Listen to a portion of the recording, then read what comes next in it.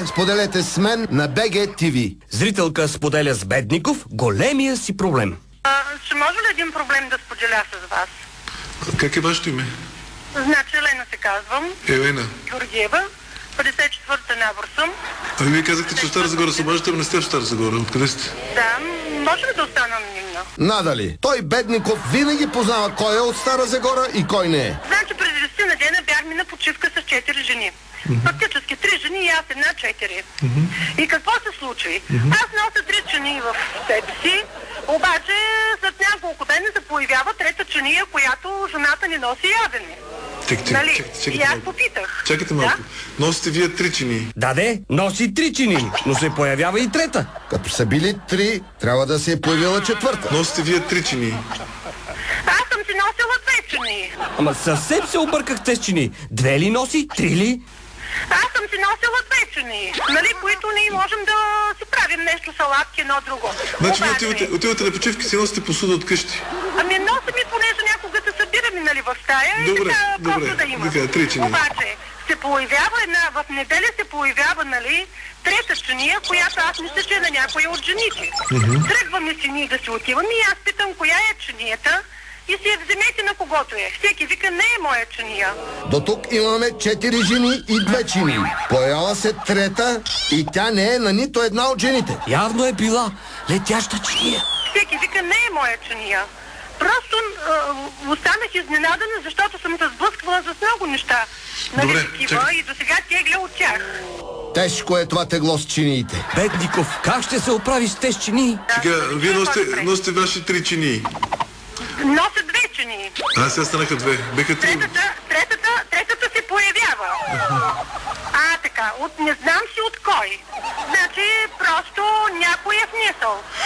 Разбрахме се. Или някой е внесъл, или сама е долетяла. Абе, голяма мистерия. Значи, просто някой е внесъл.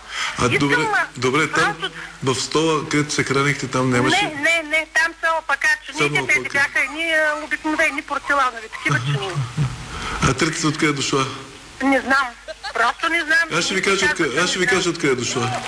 Сега вече инспектор Бедников ще разкрие загадката с чиниите. Аз ще ви кажа откъде е дошла.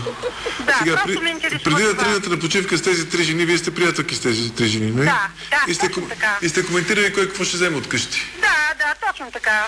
И тази едрата жена, пълната, коя е?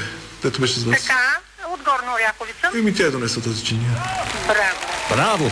Такова коварство не очаквах от пълната жена от Горна Оряховица. Направо главата ми не го побира. Носи чиния, а пък не си го признала. Тя е донесла тази чиния. Браво. Вие в нея се съмнявате. Не, аз не съм се съмнявала в никой, да ви кажа, очаквах от персонала някой да е, разбирате. Не. Понеже много пъти ходя. Да, вие сте дискутирали, че ще вземете чинии от вас от къщи. Да, и ние се оговаряме, понеже аз ходя с колата. Що не се е признала, че е взела чинии от къщи за нея самочка? Не е казала нищо. По-зла работа. Нищо не каза, а после хоп, ето ти чиния. Не е срам. Не е казала нищо. Тя нямаше ли някакви неща, не донесли ли някакви посуди?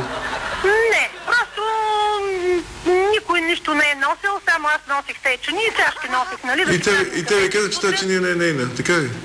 Ами, просто не знам, аз обаждам, нали, защото съм се сблъскала с... А сега внимание! Предстои инспектор Бедников да направи най-сериозните разкрития за чинията на лъжкинята от Горна Оряховица. Да, даже нейната чиния има такава ивица, по кант има особен кант на самата. Да, бяла чиния с син кант, с сини цветя, нали, просто украсена. Как познава този човек? Нострадамус, ако го чуе, ще се пукне от яд. Да, бяла чиния с син кант, с сини цветя, нали, просто украсена. Украсена. Вашите чини са по-такива... Моята беше по-малка, двете ми бяха по-малки и по-друг цвят са. Танев, да ти призная, малко в повече ми идват тези чинии. Така си е. Коварство и чинии на кило. Добре, тези от Горна Оряховица, другата откъде беше? Едната е от Сърнево, пък другата си от моето село. Нали, не искам да цитирам имената. Както се казва, по чиниите ще ги познаете. Това ме интересува, защото много съм се сблъсквала с такива неща и от тях пак е в момента.